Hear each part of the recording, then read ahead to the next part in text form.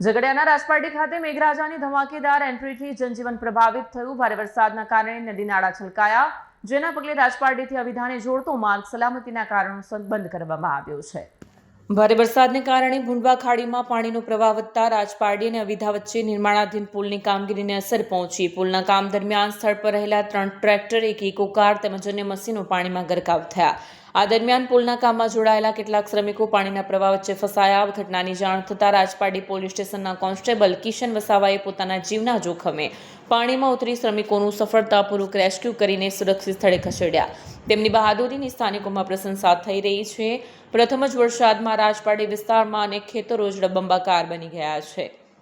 પાણીના યોગ્ય નિકાલના વ્યવસ્થા ન હોવાના આક્ષેપ સાથે સોસાયટીના સ્થાનિકોએ તંત્ર સામે રોષ વ્યક્ત કર્યો છે અને તાત્કાલિક કાર્યવાહીની માંગ કરી છે।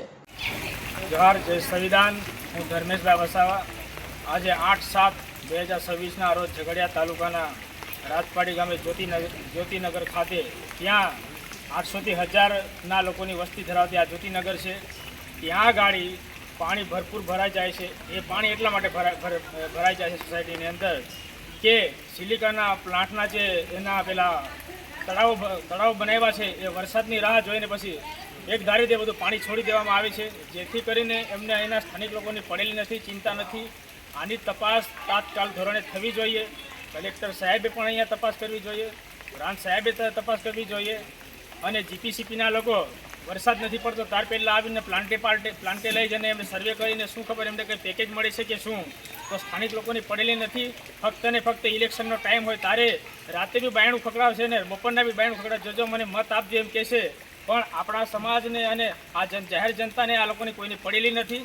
એટલા માટે મારે કહેવું છે આ તંત્રને સરકારી ખાતાને પણ તાત્કાલિક ધોરણે આવીને તમે અહીંયા સર્વે કરો અને પાણીનો તાત્કાલિક ધોરણે નિકાલ થવો જોઈએ એવું મારે તમને કહેવું છે। જય સંવિધાન, જય ભારત। વીડિયો જર્નાલિસ્ટ પ્રકાશ ચૌહાણ સાથે સત્યા ટીવી ન્યૂઝ ઝઘડિયા।